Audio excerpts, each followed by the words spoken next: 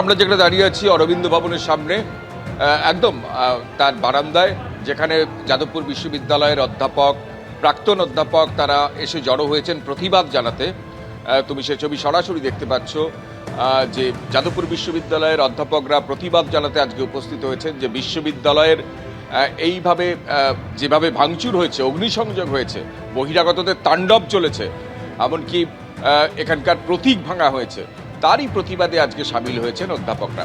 এবং এই প্রশ্ন কর্তৃপক্ষের বিরুদ্ধে বারবার উঠছিল যে যেখানে এই অরবিন্দ ভবন একটা হেরিটেজ বিল্ডিং, সেখানে ভাঙচুর হলো, সেখানে অগ্নিসংযোগ হলো, এখানে ছাত্ররা আটকে রইলেন, ভোর 5টা পর্যন্ত তারা এখানে রইলেন, তারপরেও কর্তৃপক্ষ অভিযোগ দায়ের করছে না কেন? এবিভিপি পুলিশের কাছে অভিযোগ দায়ের করেছে, 13 জনের বিরুদ্ধে পুলিশ মামলা রুজু করেছে, কিন্তু কর্তৃপক্ষ যেখানে ইউনিভার্সিটি ভাঙচুর হচ্ছে সেখানে অভিযোগ দায়ের করছে না কেন? তারপর অবশেষে হুঁশ ফিরেছে কর্তৃপক্ষের 37 ঘন্টা পর ঘটনার।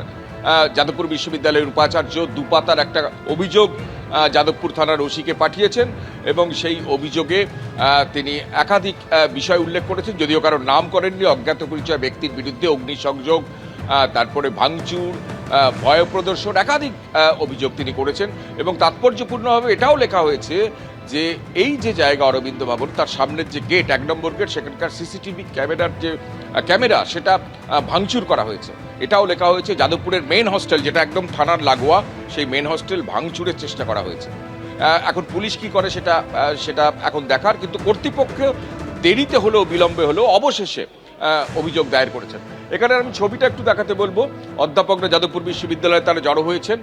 এখানে যে পোস্টারটা দেওয়া হয়েছে, ব্যানারটা লাগানো হয়েছে রবীন্দ্রনাথ ঠাকুরের একটা কোটেশন ব্যবহার করে, এই যে জাতীয় শিক্ষা পরিষদ আজ মঙ্গলের মূর্তি পরিগ্রহ করিয়া আজ আমাদের সামনে আসিয়া উপস্থিত হইয়াছে, ইহাকে রক্ষা করাই আত্মরক্ষা, ইহাকে সম্মান করাই আত্মসম্মান। ঠিক এই পোস্টার যখন লাগানো হয়েছে, তার নিচের যে ছবিগুলো তুমি দেখতে পাচ্ছ, সেই ছবিগুলো হচ্ছে গত দুদিনের ছবি।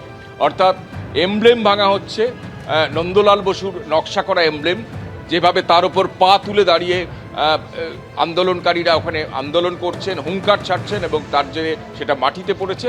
এবং অগ্নিসংযোগের ঘটনা, এবং এখানের যে অরবিন্দ ভবন, সেই জায়গায় যেভাবে ঘটনা ঘটেছে বুধবার রাতে, সেই ছবি কোলাজ করে এখানে টাঙিয়ে দিয়ে অধ্যাপকরা প্রতিবাদ জানাচ্ছেন। সঞ্জয় মুখোপাধ্যায় আমাদের সঙ্গে রয়েছেন। যাদবপুর বিশ্ববিদ্যালয়ে নন্দলাল বসুর এমব্লেম ভাঙা হচ্ছে, মূল প্রশাসনিক ভবন অরবিন্দ ভবন, সেখানে অগ্নিসংযোগ হচ্ছে বহিরাগতদের দিয়ে। কর্তৃপক্ষ 37 ঘন্টা পর আজকে অভিযোগ দায়ের করছে।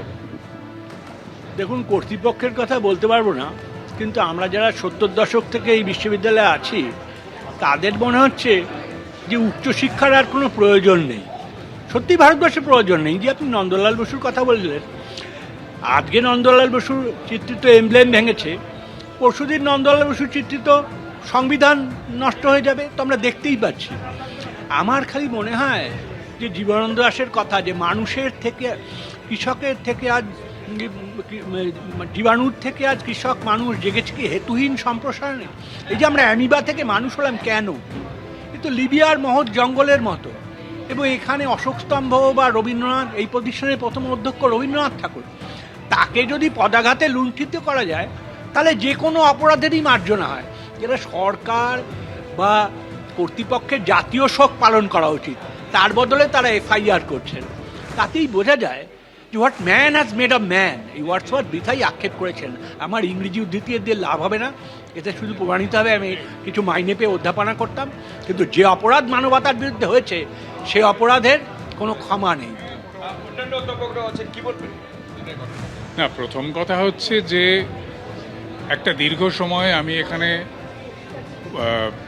প্রথমে প্রাক্তন ছাত্র ছিলাম, তারপর একটা দীর্ঘ সময় মাঝে কিছুদিন বিদেশ বাদ দিয়ে এখানে অধ্যাপনা করেছি, এবং আমাদের সমস্ত আবেগ দিয়ে এই প্রতিষ্ঠানকে গড়ে তোলার চেষ্টা করেছি।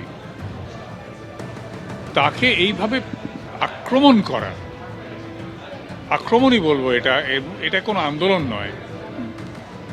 তাতে মানে এটাকে নিন্দা করার কোনো ভাষা আমার নেই। আর তার উপরে আমাদের যে প্রতীক, যেটাকে ভাঙা হলো, পদদলিত করা হলো, আমি যা গল্প শুনেছি, যখন জাতীয় শিক্ষা পর্ষদ তৈরি হয় রবীন্দ্রনাথের বিখ্যাত টাউন হলের বক্তৃতা সে বিষয়ে রবীন্দ্রনাথ নন্দলাল বসুকে ডেকে বলেছিলেন যে জাতীয় শিক্ষা বিষয়ে আমরা একটা সংগঠন তৈরি করতে চাই, তুমি এর একটা প্রতীক এঁকে দাও। এবং নন্দলাল বসু এই প্রতীকটি এঁকেছিলেন, তার মানে নিশ্চয়ই আপনারা জানেন। সেই প্রতীকী ভেঙে মাটিতে ফেলা হলো। অর্থাৎ এই প্রতিবাদের ছবি শুধু ছাত্রদের মধ্যে নয়, শিক্ষকদের মধ্যে, অধ্যাপকদের মধ্যেও দেখা যাচ্ছে। এবিপি আনন্দ এগিয়ে থাকে, এগিয়ে রাখে।